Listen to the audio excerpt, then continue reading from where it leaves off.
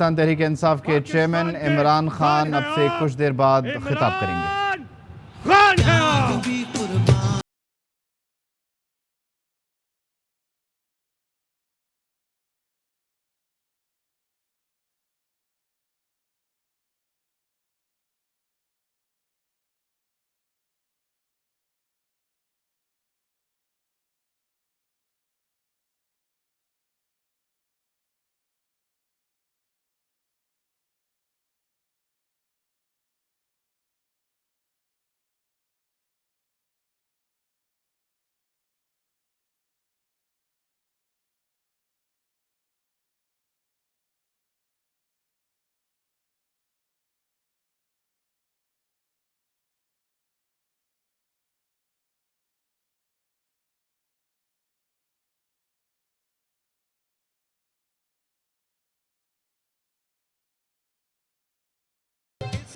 बिस्मिल्लाहिर्रहमानिर्रहीम।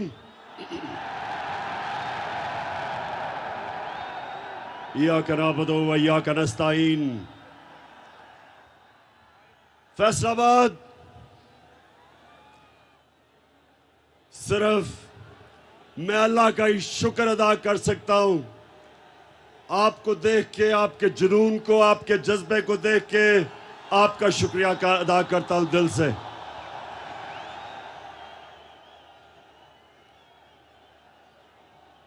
फैसलाबाद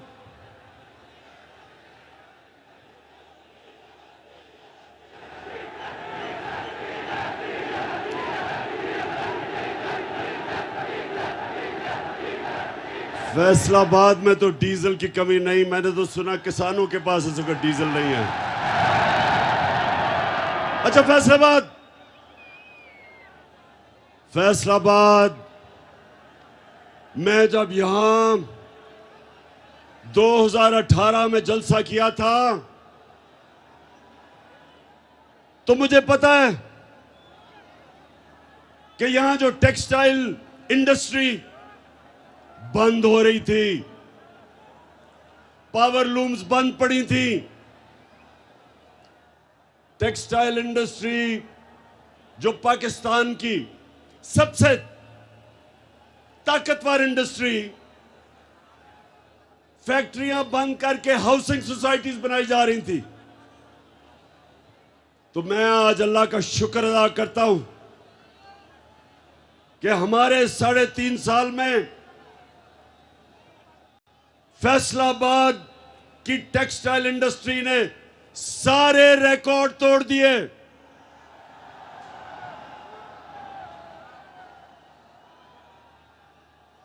मुझे यहां टेक्सटाइल इंडस्ट्री के मालिकान ने कहा कि जनाब मजदूर नहीं मिलते, और 2018 में यहां बेरोजगारी थी। तो मैं अल्लाह का शुक्र अदा करता हूं कि मुझे मौका मिला, मैंने इस मुल्क में रोजगार बढ़ाया। और सबसे बड़ा मसला एक मुल्क में बेरोजगारी होती है। तो मुझे फख्र है अपनी टीम पे कि हमने अपनी टेक्सटाइल इंडस्ट्री के लिए हर किस्म की सहूलत दी, और उन्होंने फिर पाकिस्तान को रिकॉर्ड एक्सपोर्ट्स दी। हमारी आज पाकिस्तान की तारीख में सबसे ज्यादा एक्सपोर्ट्स है। और फैसलाबाद याद रखें, मुल्क की दौलत में कभी इजाफा नहीं होता जब तक उसकी एक्सपोर्ट्स नहीं बढ़ती। तो इसलिए फैसलाबाद पाकिस्तान के लिए एक अहम शहर है। फैसलाबाद की तरक्की का मतलब पाकिस्तान की तरक्की। फैसलाबाद की खुशहाली का मतलब पाकिस्तान की खुशहाली। वैसे मैं आज खास तौर पे अपनी बहनों को खिराज तहसीन पेश करता हूं। इतनी तादाद में मैंने कभी आपको नहीं देखा, और इससे मुझे आपको, नौजवानों, आपको भी खिराज तहसीन आपको भी पेश करता हूं। मैं एक नया, एक वो पाकिस्तान, मैं वो पाकिस्तान अपनी आंखों के सामने बनता देख रहा हूं, जो वो पाकिस्तान जा रहा है जो इलामा इकबाल की ख्वाब थी और जो कायदे आजम की जद्दोजहद से बना था, एक आजाद पाकिस्तान की आजादी के लिए। मैं देख रहा हूं कि मेरी कौम मेरे साथ निकल रही है और मुझे खुशी ये है कि सिर्फ इसके नौजवान ही नहीं निकल रहे बन रहे, बल्कि हमारे बुजुर्ग, हमारी ख्वातीन और हमारे बच्चे भी।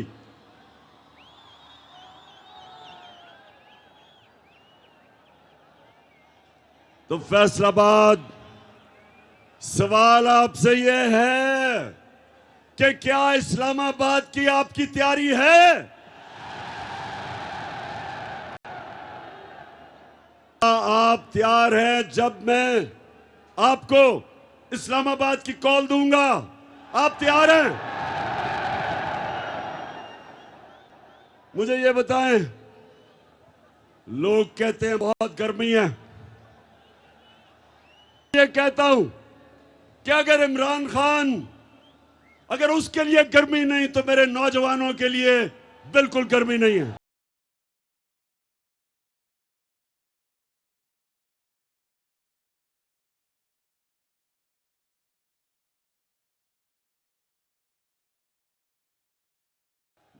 तो फैसलाबाद, मैं आज एक सवाल पूछ रहा हूं कि जब मुल्क की दौलत में इजाफा हो रहा था, एक्सपोर्ट्स बढ़ रही थी, तारीखी हम इस मुल्क में पैसा इकट्ठा कर रहे थे, टैक्स इकट्ठा कर रहे थे, किसानों को वो पैसा मिला है जो पाकिस्तान की तारीख में कभी किसानों को इतना पैसा नहीं मिला।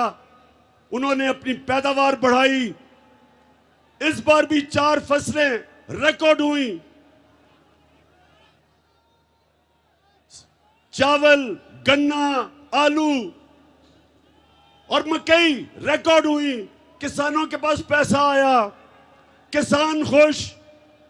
इंडस्ट्री 11 सालों में सबसे तेजी से पाकिस्तान की इंडस्ट्री बढ़ रही थी।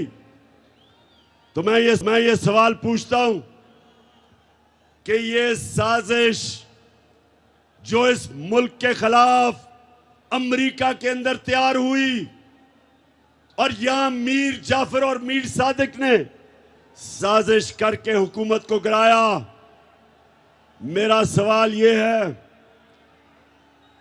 कि ये जो लोग साजिश अब ऊपर बैठे हैं, अब बताएं कि क्या आपसे मुल्क संभल रहा है?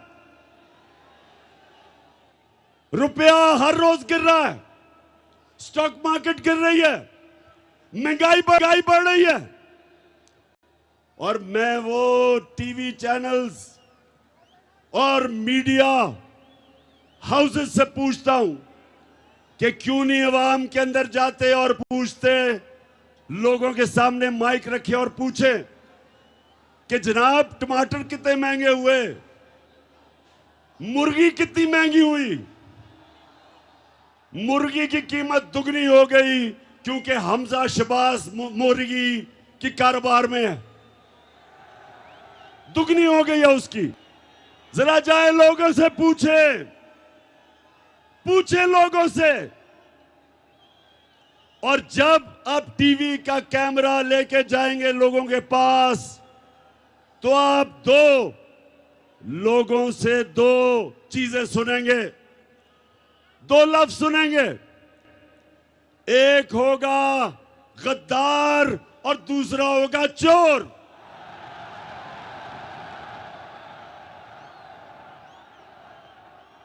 अब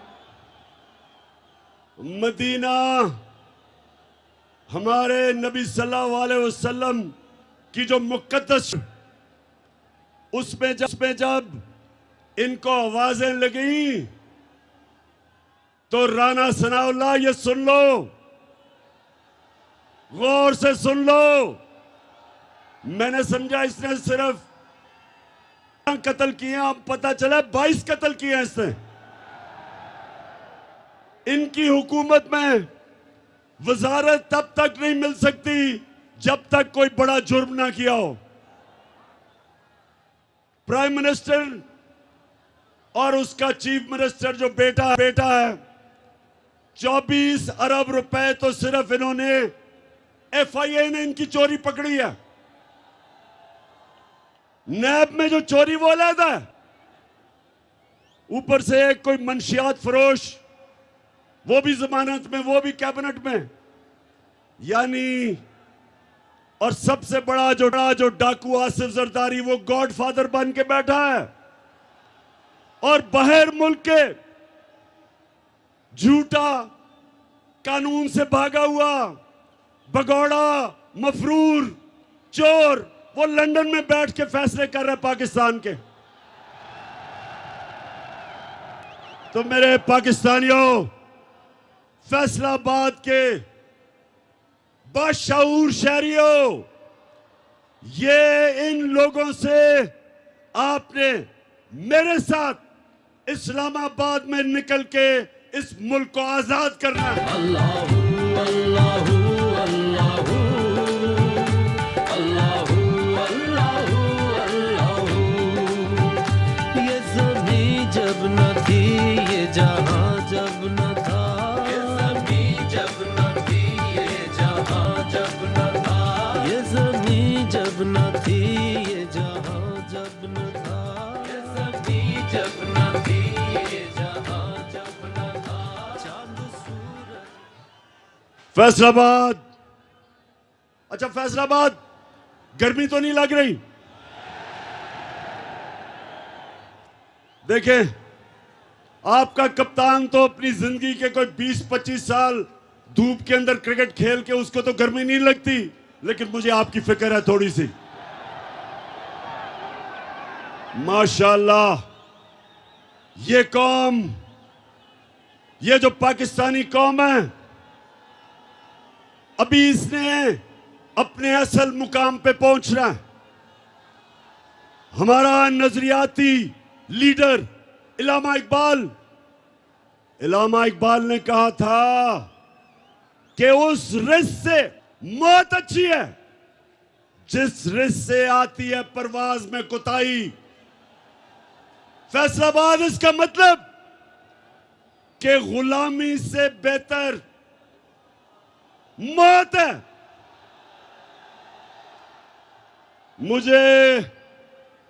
मुझे पता चला चंद दिन पहले कि बंद कब्रों में साजिश हो रही है कि देखें ये इमरान खान का हम क्या करें। हमने इसको 3.5 साल, हमने सारी मीडिया ने मिलके पूरी कोशिश की इसको खत्म करने की। सबसे मुश्किल पाकिस्तान की तारीख के माशी हालात दिए, उसमें से भी निकल गया। फिर 100 साल में एक दफा इतना बड़ा बुरहान आता है जो कोरोना का था। हिंदुस्तान में तबाही आ गई, 55 लाख लोग वहां मर गए कोरोना से, माइशत उनकी बैठ गई।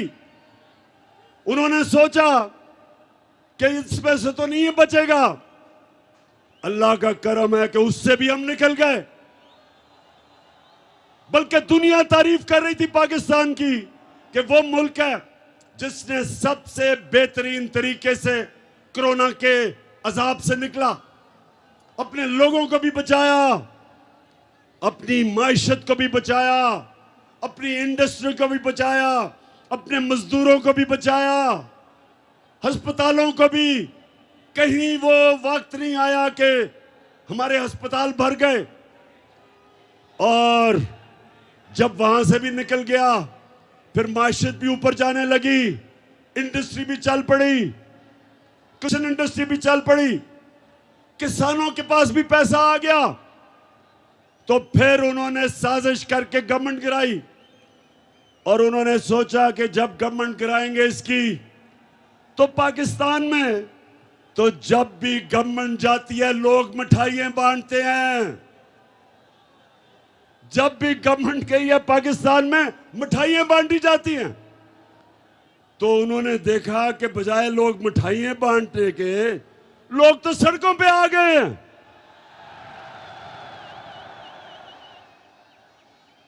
लोग इस तरह पाकिस्तान में कि मैंने तो इस मुल्क की तारीख में इस तरह अवाम को सड़कों पर नहीं निकलते देखा।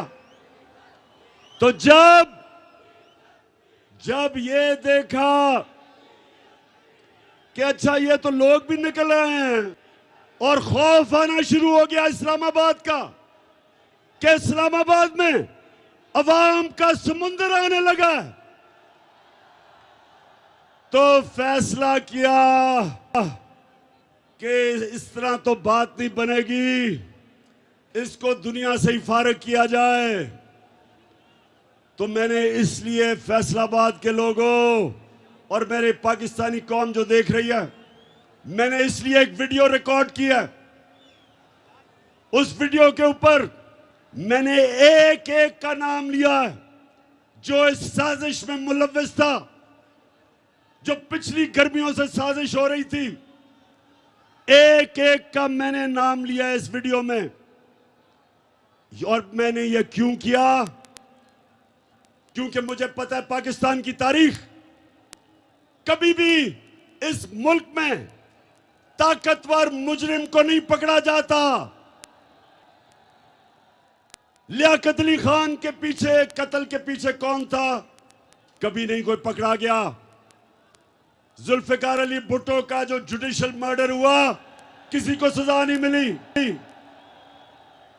जियाउल हक का जहाज जो गिराया गया, किसी को नहीं पता चला।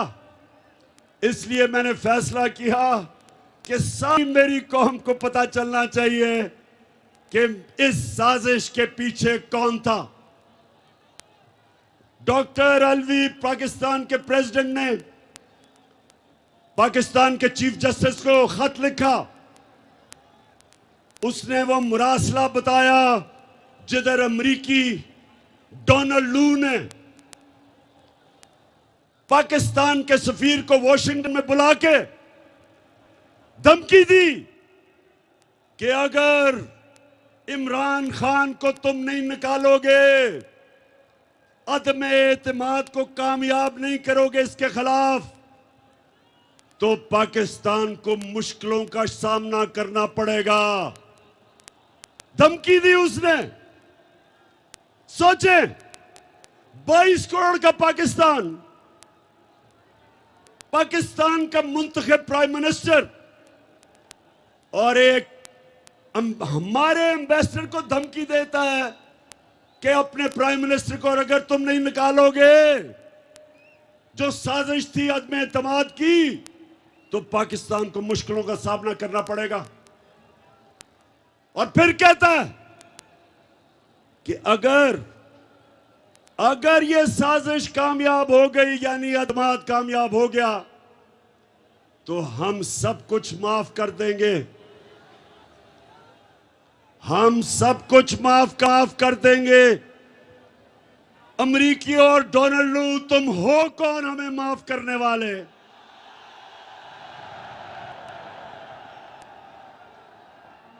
तुम्हें शर्म आनी चाहिए कि वो कौम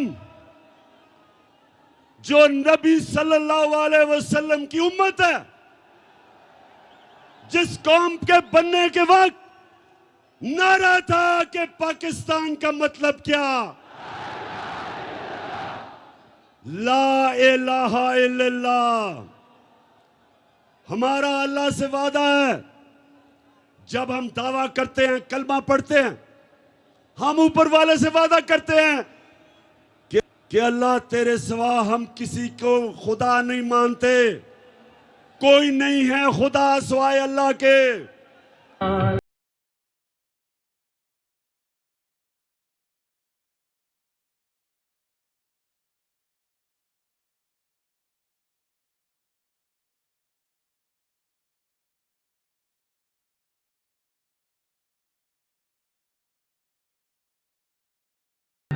हम फैसलाबाद, फिर से सुन लो,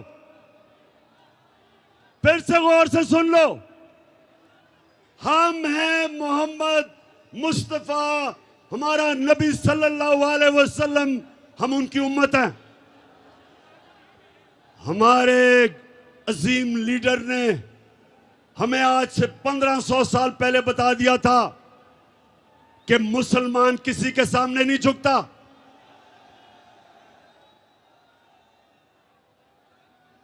उसने हमें यह हिदायत थी कि ला इलाहा इल्लल्लाह इंसान को गैरत देता है।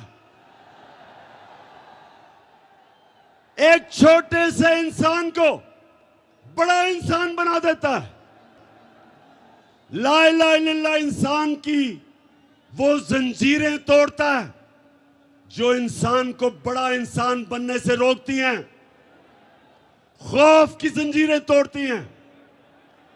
पैसे की पूजा करने वाली जो बुत है उसको तोड़ता है। जो लोग इंसानों से डरते हैं, सुपर पावर से डरते हैं, वो शिर्क करते हैं, क्योंकि खौफ का बुत तोड़ना एक इंसान को बड़ा इंसान बनने के लिए सबसे ज्यादा जरूरत है।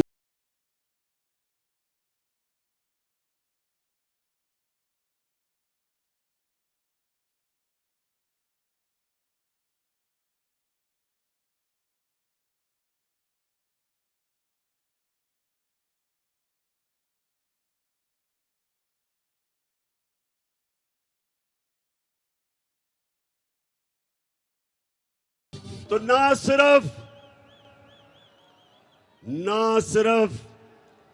बाहर की साजिश और अंदर के मीर जाफर और मीर सादिक की वजह से चोरों की हुकूमत हमारे ऊपर मुसल्लत की गई। फैसलाबाद, क्या इन डाकुओं की हुकूमत को आप तस्लीम करते हो? इंपोर्टेड हुकूमत को हम किसी सूरत ना तस्लीम कर सकते हैं, ना करेंगे। और इन लोगों को हमारे पर मुसल्लत किया, ये हमारी 22 करोड़ लोगों की सबसे बड़ी तौहीन है कि इधर सारे आबाद में अजीम लोगों का शहर, बाशऊर लोगों का शहर, उधर अगर लीडर सारे शहर में राणा सनाउल्लाह मिला है, यह कितनी बड़ी तौहीन है फैसलाबाद के लिए। वो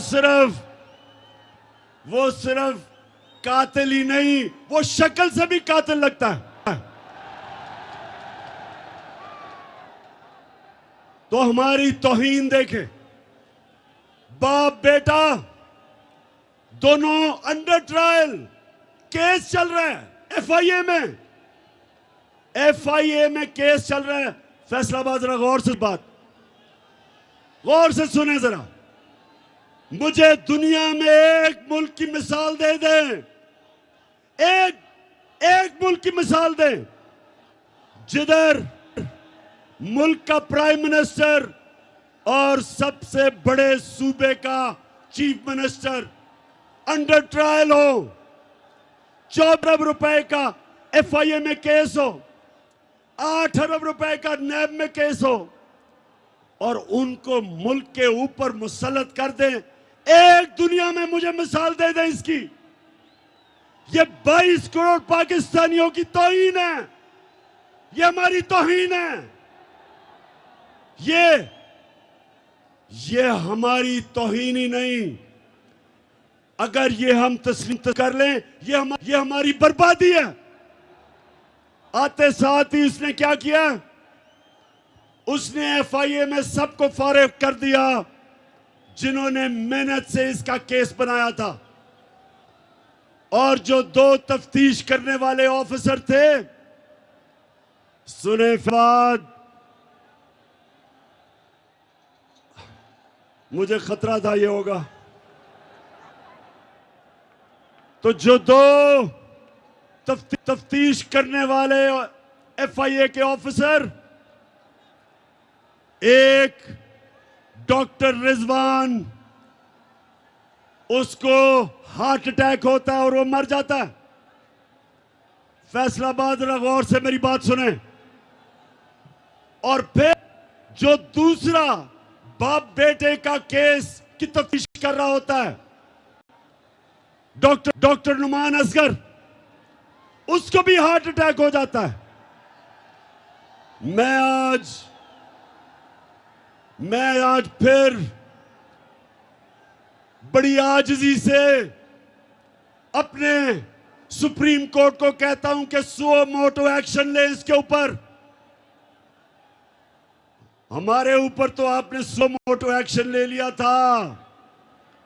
हमारे तो इतवार को आपने पता नहीं इतना हमने जुर्म क्या किया था। हमने तो सिर्फ इलेक्शंस का कहा था। हम तो कह रहे थे बजाय साजिश के एक चोरों को ऊपर मुसल्लत करें, आप इलेक्शंस करवाएं और अवाम को फैसला करने दें कि किसने पाकिस्तान की क़यादत करनी है। लेकिन आपने सुओ मोटो एक्शन ले लिया था। तो मैं बड़ी आजिज़ी से कहता हूं, अपने सुप्रीम कोर्ट को आजिज़ी से कहता हूं कि FIA के ऊपर एक्शन ले, सुओ मोटो एक्शन ले, पता चलवाए कि डॉक्टर रिजवान को हार्ट अटैक कैसे हुआ और ये जो दूसरा नुमान असगर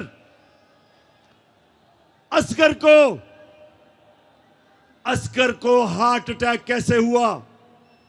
मैं आपके सामने इंशाल्लाह वो जहर का बताऊंगा जो अगर खाने में डाल दें तो इंसान को हार्ट अटैक होता है। ये भी आपके सामने लेके आऊंगा। लेकिन मैं चाहता हूं कि हमारा सुप्रीम कोर्ट इसके ऊपर एक्शन ले। कोई इसकी मिसाल है कि जो केस जिन्होंने अरबों रुपए का करना था उन्हीं के ऊपर लाके उन लोगों को बैठा दें जिनके ऊपर केस है। और मैं फिर से कहता हूं कि अगर इसकी इजाजत दी पाकिस्तान में तो पाकिस्तान के जेलों को खोल दो। ये जो गरीब लोग जेलों में भरे हुए इनको निकाल दो। इनकी तो छोटी छोटी चोरियां हैं। किसी ने भैंस चोरी की, किसी ने मोटरसाइकिल, घर में फाका है, बेरोजगार है। इनको निकाले जेलों से। अगर इतने बड़े बड़े डाकुओं को आपने नहीं पकड़ना,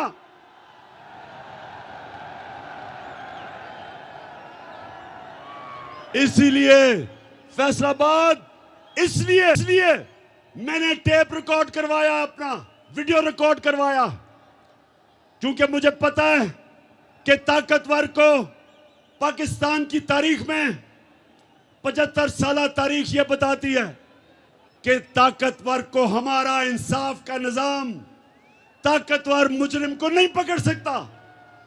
इसलिए मैं अपनी अवाम के ऊपर छोड़ूंगा कि अगर मुझे कुछ हुआ तो पाकिस्तान की अवाम, आपने मुझे इंसाफ दिलवाना है। बताएं, आप मुझे इंसाफ दिलवाएंगे? आपने मेरे से आज 2 वादे करने। एक कि जब खुदा ना खास्ता अगर कुछ होता है मुझे, तो जो वीडियो पब्लिक में जाएगी, जिन जिन लोगों के मैंने नाम लिए, आपने उनसे एक एक को इंसाफ के कटहरे में खड़ा करना है। इससे क्या, इससे यह होगा कि पाकिस्तान की तारीख में पहली दफा ताकतवर कानून के नीचे आएगा।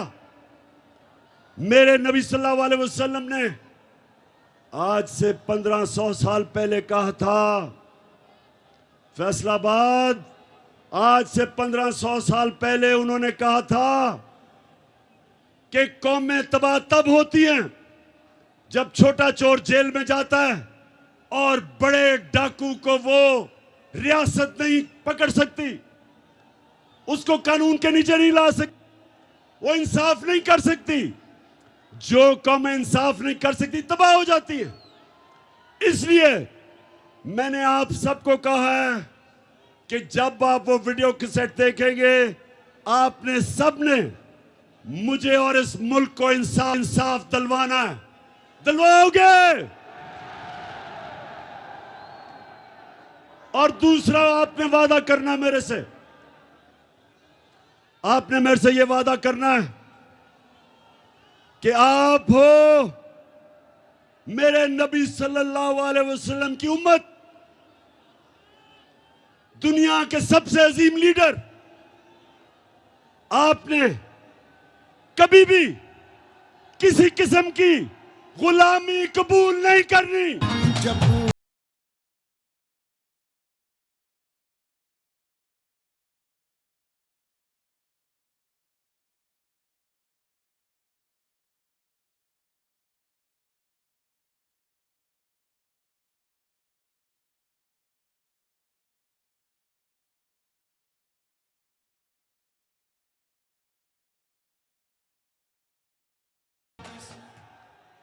तो मेरे पाकिस्तानियों, मेरे गयूर दिलेर पाकिस्तानियों,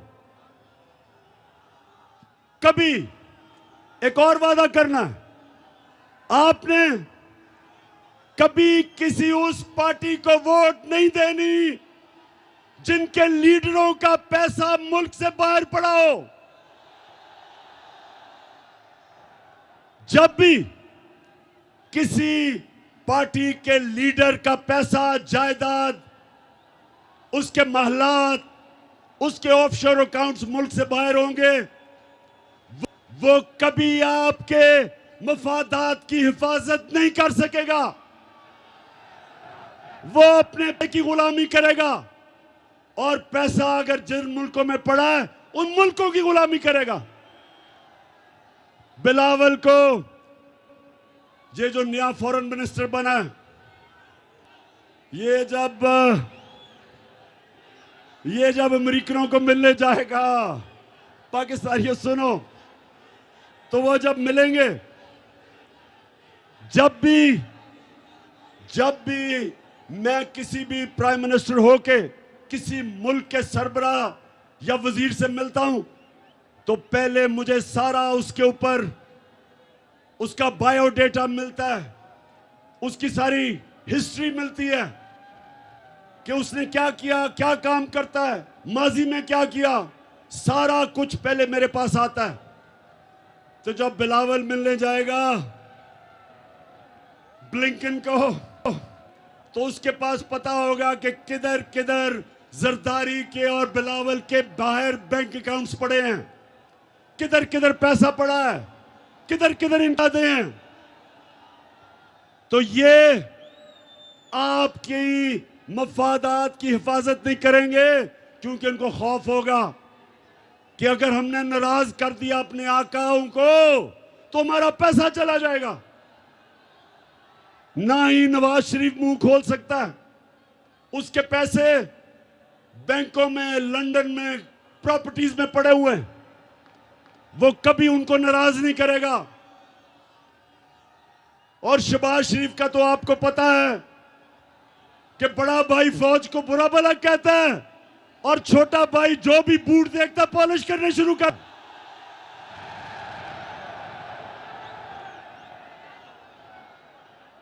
वो ये भी नहीं देखता कि बूट किसके हैं, बस बूट देख के पॉलिश शुरू कर देता है। तो ये हैं जो हमारे मुल्क पे मसलत किए हैं। अब इन्होंने मुल्क को तो तबाही की तरफ लेके जा रहे हैं, महंगाई बढ़ रही है, रुपया गिर रहा है, फॉरेन एक्सचेंज रिजर्व्स गिर रहे हैं।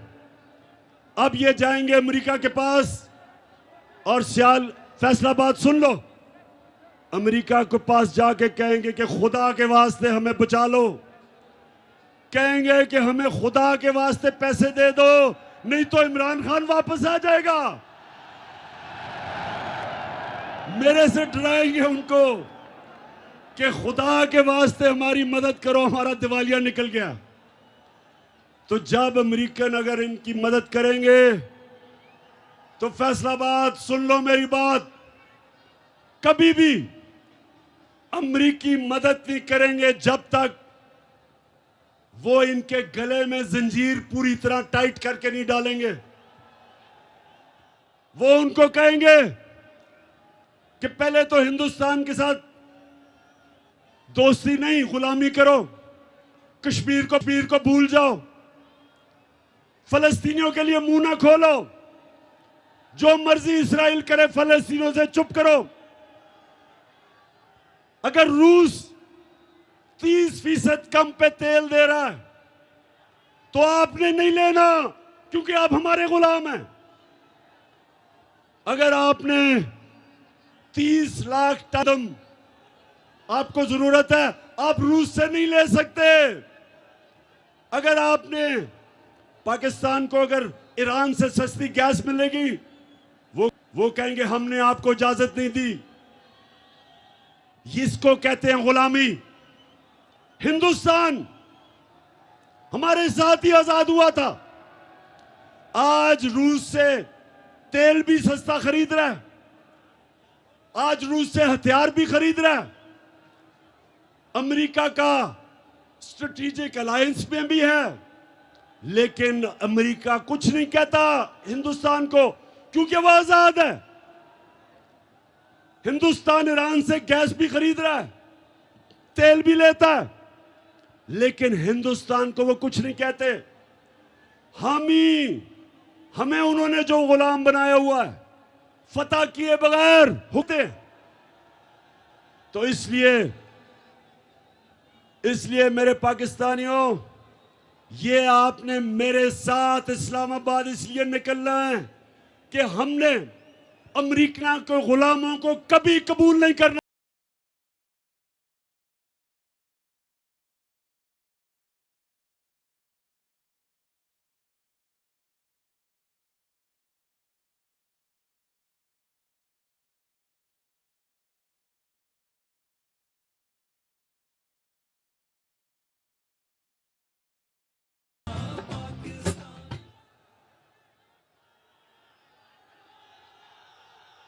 फैसलाबाद आपको पता है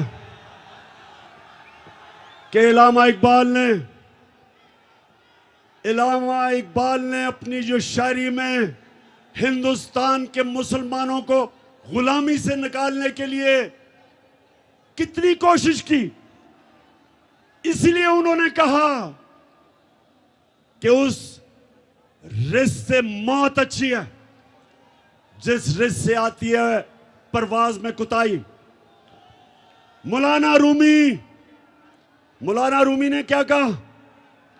उन्होंने कहा कि जब अल्लाह ने आपको पर दिए, आप अल्लाह की सबसे अजीम मखलूक है, अशरफुल मखलूक, तो जब आपको अल्लाह ने पर दिए, क्यों जमीन पे चूंटियों की तरह रेंग रहे हो? क्योंकि गुलाम की कोई परवाज नहीं होती, गुलाम जमीन पे होता है। इकबाल का शाहीन अपनी जंजीरें तोड़ के ऊपर जाता है। हमें अपनी परवाज के लिए हकीकी आजादी चाहिए। हमें ला इलाहा इल्लल्लाह को अपने दिलों में डालना है। हमें फैसलाबाद के गयूर लोगों, हमें इन गुलामों से आजादी लेनी है। और मैं आपको यकीन दिलाता हूं कि हम एक कौम बनने जा रहे हैं।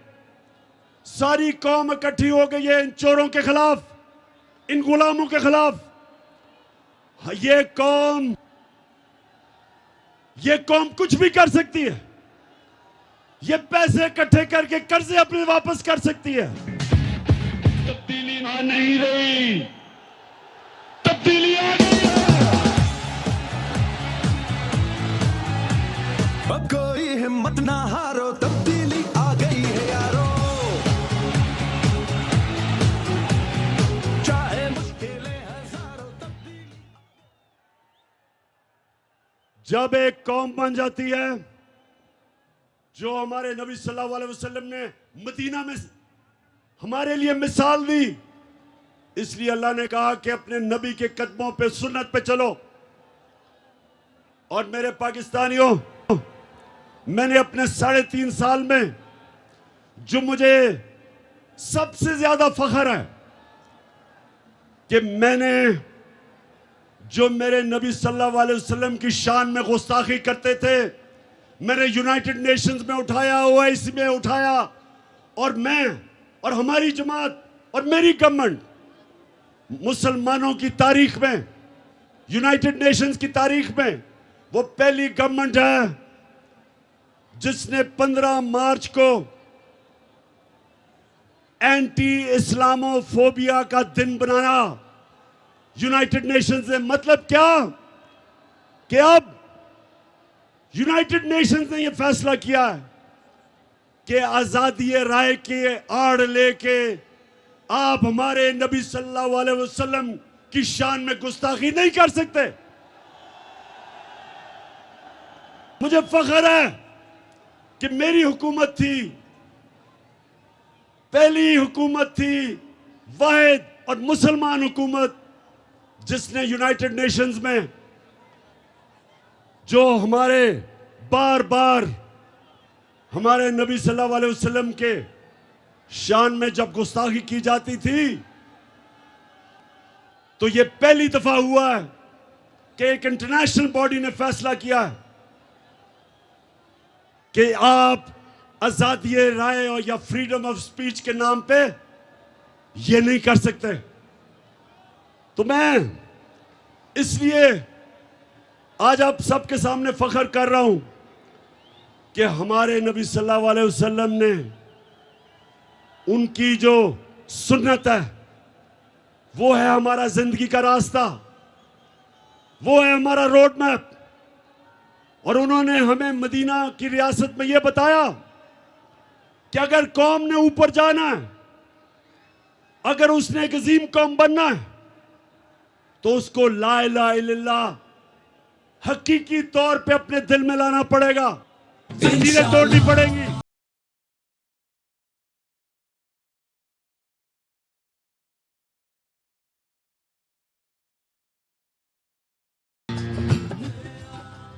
तो आखिर में फैसलाबाद सारों को मैं दावत दे रहा हूं, सब ने इस्लामाबाद आना है। 20 को मैं इंशाअल्लाह आपको तारीख बताऊंगा, वो इसी महीने मई के अंदर तारीख है। दिन कौन सा मैं आपको बताऊंगा, तैयारी अभी से शुरू कर दें। और हम एक चीज मांगेंगे, हमें इलेक्शन की डेट चाहिए, नहीं तो हम ये कौम तब तक सांस नहीं लेगी जब तक इलेक्शन नहीं होंगे।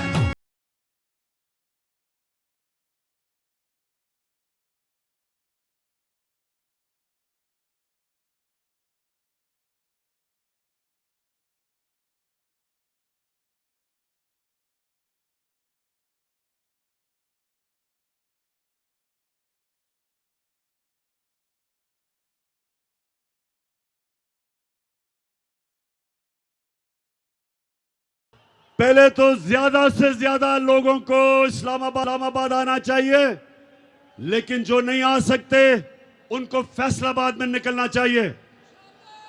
फैसलाबाद में आपने निकलना है बताने के लिए कि पाकिस्तान एक जिंदा कौम है।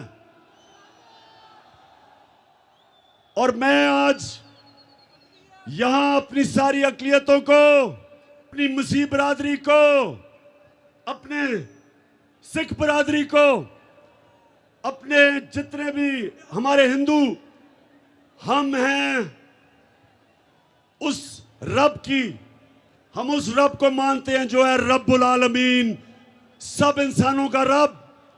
और हमारा नबी सल्लल्लाहु अलैहि वसल्लम रहमतुल आलमीन है, सब इंसानों के लिए रहमत लेके आए। पाकिस्तान सबका है और मैं सबको दावत दे रहा हूं निकलने के लिए। फैमिलीज को, खास तौर पे ख्वातीन, आपने मेरे साथ निकलना है। इंशाल्लाह इस्लामाबाद। मैं आज अपनी सारी फैसलाबाद टीम को इस शानदार जलसे की मुबारक देता हूं। मैं सारे अपने एमएनएस, अपने एमपीज, और मैं ये भी कहूंगा कि फैसलाबाद, वैसे लोटे भी सबसे ज्यादा फैसलाबाद से निकले हैं।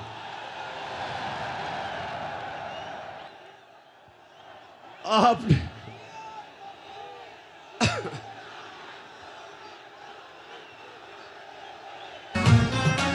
धरती से फसली बटेरों को भगाएंगे। अच्छा फैसलाबाद, आखिरी आपने मेरे से आखिरी वादा करना है कि किसी भी, अगर कोई भी लोटा फैसलाबाद से जीत गया, मैं फैसलाबाद नहीं आऊंगा उसके बाद। पाकिस्तान जिंदाबाद।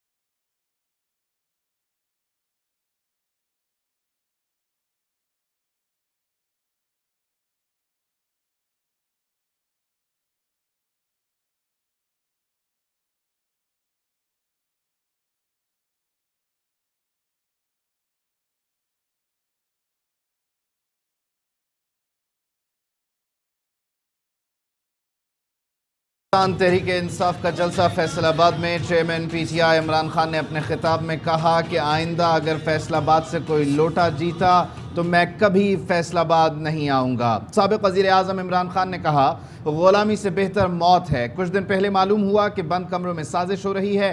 फैसला किया गया कि इमरान खान को अब दुनिया से ही फारिग किया जाए। लियाकत अली खान का कत्ल हुआ, भुट्टो को फांसी दी गई, ज़िया का तैयारा गिरा, किसी को कुछ पता नहीं चला। मैंने एक वीडियो रिकॉर्ड करवा कर महफूज कर ली है ताकि सबको मालूम हो कि किसका क्या किरदार था।